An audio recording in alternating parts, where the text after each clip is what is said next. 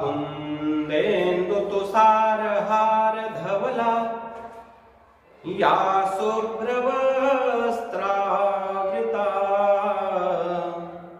या वीणावरदण्डमण्डितकरा या श्वेतपद्मासना या ब्रह्माच्युतशङ्करप्रभृतिभिः देवैः सदा वन्दिता सा मां पातु सरस्वती भगवती निःशेषजाड्यापहा। नमो नमः। मैं आचार्य तेजस्वी कुमार शर्मा अपने YouTube चैनल तेजस्वी ज्ञान में आप सबों का बहुत हार्दिक अभिनंदन करता हूँ, स्वागत करता हूँ। आइए आज हम कक्षा 9वीं के पहले पाठ वंदना पर चर्चा करेंगे। तो आप सब जुड़े रहिएगा, वीडियो अंत तक देखिएगा और कमेंट करके जरूर बताइएगा कि आपको मेरा ये वीडियो कैसा लगा। और यदि आप मेरे चैनल में नए हैं तो चैनल को सब्सक्राइब करना ना भूलें और बेल आइकन को जरूर दबाएं। आइए हम चर्चा करें कक्षा 9वीं के पहले पाठ वंदना। पहले पाठ में ज्ञान की दायिनी, विद्या की देवी मां सरस्वती की वंदना है। आइए हम सबसे पहले देखें कि हम इसे पढ़ें कैसे। आइए। या कुंदेन्दु, कुंदेन्दु या कुंदेन्दु तुषार हार धवला या शुभ्र वस्त्रावृता। देखिए, या वीणा वर दंड मंडित करा या श्वेत पद्मासना या ब्रह्मा अच्युत शंकर प्रभृतिभिः देवैः सदा वंदिता सा मां पातु सरस्वती भगवती निःशेषजाड्यापहा। चूंकि ये वंदना है और वंदना को जो है गाया जाता है, तो आइए देखिए कि इसको हम कैसे गा सकते हैं। या कुंदेन्दु तुषार हार धवला या शुभ्रवस्त्रावृता या वीणावरदण्डमण्डितकरा या श्वेतपद्मासना या ब्रह्माच्युतशङ्करप्रभृतिभिः देवैः सदा वन्दिता सा मां पातु सरस्वती भगवती निःशेषजाड्यापहा। मां सरस्वती की बहुत ही सुंदर वंदना। आइए अब हम देखें कि इसका अर्थ जो है वो हम कैसे कर सकते हैं। मैं प्रयास करूंगा कि एक एक शब्द का अर्थ मैं आपको बताऊं। आइए। या, तो या जो है वो आगे के जो शब्द होते हैं उसके अनुसार जो भी हो जाते हैं, जिसके भी हो जाते हैं, जिसकी भी हो जाती है, तो या का हम अलग अलग जगह पर अलग अलग उच्चारण करते हैं। यहां पर या का उच्चारण होगा जो। कुंद, कुंद कहते हैं एक प्रकार का फूल होता है जिसको कुंद फूल कहते हैं, कुंद पुष्प, उसी का यहां पर वर्णन किया गया है। कुंदे, कुंद, कुंद एक पुष्प है। इंदु, इंदु कहते हैं चंद्रमा, चंद्रमा का एक नाम है इंदु। ऐसे ही तुषार, तुषार किसको कहते हैं? बर्फ को। हिम को, हिम बर्फ, यही जो है वो तुषार कहलाता है। हार, हार आप सब जानते हैं जो गले में पहना जाता है, चाहे वो फूलों का हो, मोतियों का हो, है नाना प्रकार के रत्नों का हो, उस हार को ही क्या कहा जाता है? माला कही जाती है, जिसको हम सामान्य शब्दों में क्या कहते हैं? माला कहते हैं। धवल, धवल मतलब होता है शुभ्र, सफेद, एकदम जो जिसमें किसी भी प्रकार का कोई रंग ना हो, धवल। तो धवल का मतलब होता है श्वेत रंग, सफेद रंग। या, यहां पर या का होगा जो, और शुभ्र का अर्थ होगा सफेद, शुभ्र का, धवल का भी सफेद और शुभ्र का भी सफेद। वस्त्र, वस्त्र का आप सब जानते हैं, वस्त्र हम किसको कहते हैं? कपड़ों को कहते हैं। तो यहां पर वस्त्र का अर्थ होगा वस्त्र, कपड़ा। और आवृता, आवृता, आवृता मतलब ढकी हुई, आवृता ढकी हुई। कौन से वस्त्रों से? शुभ्र वस्त्रों से, सफेद वस्त्रों से। इसी तरीके से हम देखते हैं अगले लाइन पे, या मतलब क्या होता है? यहां पर या का अर्थ होगा जिसके। वीणा, वीणा आप सब जानते हैं, मां सरस्वती जो है वीणा बजाती है। आप मां सरस्वती की प्रतिमा या फोटो जब देखेंगे तो आप देखेंगे कि मां के हाथ में एक वाद्य यंत्र होता है। इसी वाद्य यंत्र को क्या कहते हैं? वीणा कहते हैं। तो ये वीणा। वर, वर का मतलब होता है श्रेष्ठ। हम लोग कहते हैं ना कि वर, जब विवाह होता है तो आपने देखा होगा कि लड़के के नाम के ऊपर क्या लिखा होता है? वर लिखा होता है। तो वर का मतलब क्या है? श्रेष्ठ। तो वर जो है श्रेष्ठ। दंड मतलब हाथ होता है। मंडित, मंडित करना मतलब धारण करना, हाथ में रखना। करा, कर मतलब भी हाथ होता है। यहां पर ये जो दंड है इसका प्रयोग यहां पर होगा और यहां पर जो करा है इसका प्रयोग इस तरफ होगा। तो यहां पर या है, या का क्या होगा? जो।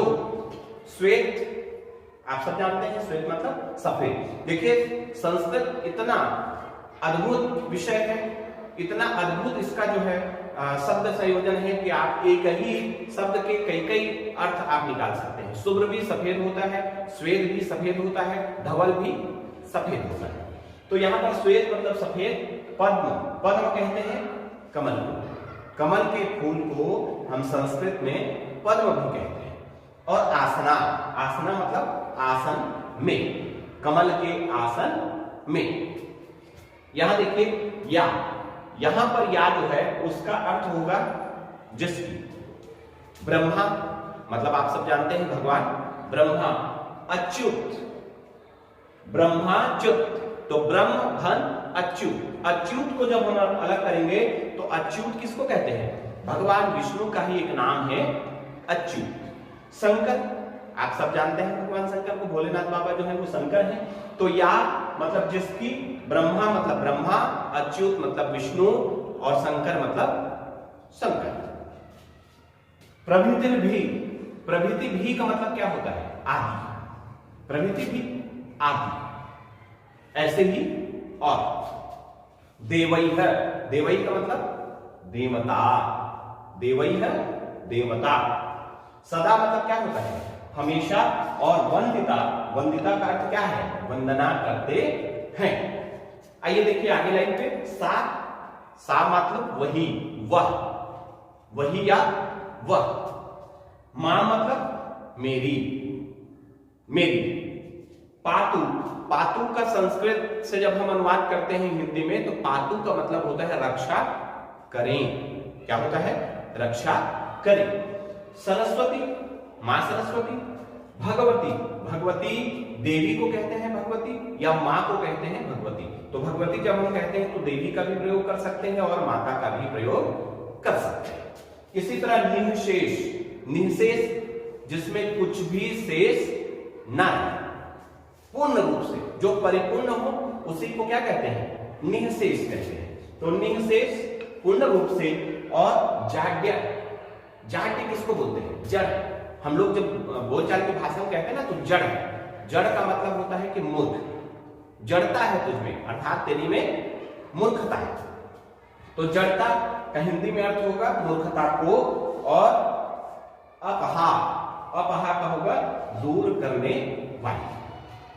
तो देखिए एक एक जो वर्ण है, एक एक शब्द है, उस शब्दों का मैंने अर्थ आपको बताने का प्रयास किया। आइए आप देखें कि एक साथ जब हम पढ़ेंगे तो क्या होगा। या कुंदेन्दु तुषार हार धवला, जो कुंद के फूल, चंद्रमा, बर्फ और हार। सफेद फूलों का जो हार होता है वो भी सफेद होता है, बर्फ भी कैसा होता है?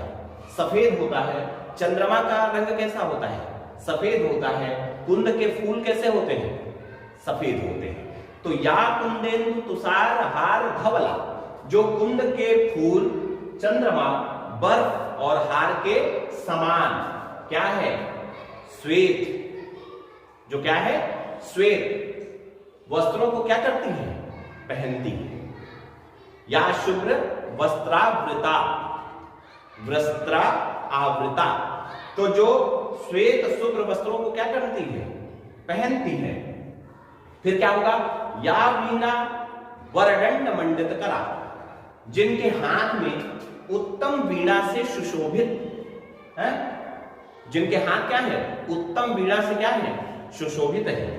या वीणा वरदंड मंडित करा, मंडित करा, सुशोभित है हाथ। किससे? वीणा से। श्वेत पद्मासना, और जो है श्वेत पद्म कमल के आसना, आसन पर क्या है? विराजित है। जो कमल के आसन पर क्या करती है? बैठती हैं। उसके बाद क्या है कि ब्रह्मा च्युत शंकर प्रभृति, ब्रह्मा विष्णु और महेश आदि देवता भी जिनकी क्या करते हैं? स्तुति करते हैं। जिनकी क्या करते हैं? स्तुति करते हैं। और जो सब प्रकार की जड़ता को क्या करने वाली है? हरने वाली है। निःशेष जाड्यापहा, निःशेष जाड्यापहा, जितने भी प्रकार की हमारे अंदर जड़ता है, मूर्खता है, उसको कौन हरती है? माता सरस्वती हरती है। तो जड़ता, सब प्रकार की जड़ता को हर लेती है। सा माम पातु, तो हे भगवती सरस्वती मेरी क्या करिए? क्या करिए? सदैव रक्षा करिए, हमेशा रक्षा करिए। सा माम पातु सरस्वती भगवती निःशेष जाड्यापहा, हमारी समस्त जड़ता को हर करके हे मां सरस्वती आप सदैव हमारी रक्षा करें। आइए दूसरे श्लोक को पढ़ें।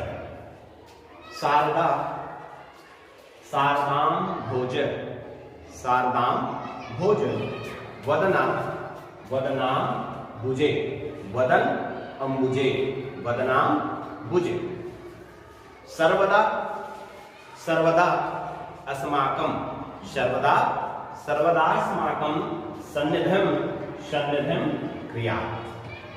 अब आइए देखें कि इसको हम सुंदर कैसे पढ़ सकते हैं, तो ध्यान दीजिएगा। शारदा शारदां भोज,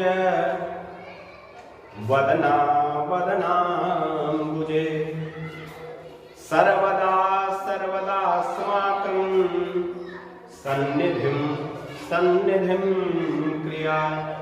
बहुत सुंदर भाव। आइए अनुवाद करके देखें। यहां पर शारदा का अर्थ होगा मां सरस्वती। यहां पर शारदा में शरद ऋतु का वर्णन होगा। शरद आम्बोज, तो शरद ऋतु का वर्णन, आम्बोज कमल को कहते हैं। वदना मतलब उत्पन्न होना, और यहां पर वदना का अर्थ होगा मुख, मुख।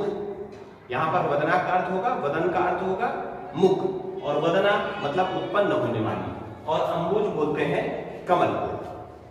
आइए सर्वदा मतलब हमेशा, सर्वदा का फिर होगा हमेशा। अस्माकं मतलब मेरे, सन्निधिम मतलब यहां पर सन्निधि का अर्थ होगा संपत्ति, और यहां पर सन्निधि का अर्थ होगा सामीप्य, पास में होना, समीप होना, और क्रिया मतलब निवास कर, समीप में निवास कर। आइए अब इसका अर्थ जब हम एक साथ करेंगे तो कैसा होगा देखिए कि शारदा शारदाम भोज, शरद काल में या शरद ऋतु में उत्पन्न कमल के समान मुख वाली, कमल के समान मुख वाली, और क्या है? वदना वदनाम्बुजे, शारदा सर्वदा सर्वदास्माकं सन्निधिं सन्निधिं कुर्यात्, सब मनोरथ को देने वाली शारदा सब संपत्तियों के साथ हमेशा मेरे मुख कमल में, मेरे मुख में क्या करिए? निवास करिए। बहुत सुंदर अर्थ है। अगर मन से पढ़ेंगे तो आप काफी कुछ जो है सीख पाएंगे, और इसकी वंदना, मां की वंदना जो है वो नित्य करनी चाहिए। आइए तीसरा श्लोक देखें। सरस्वती महाभागे विद्ये कमल लोचने, विद्या रूपे विशालाक्षी विद्या देही नमोस्तुते। आइए देखिए कैसे पढ़ सकते हैं।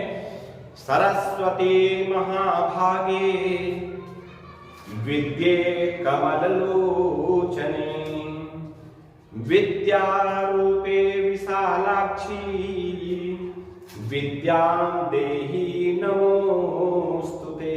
आइए अर्थ करिएगा।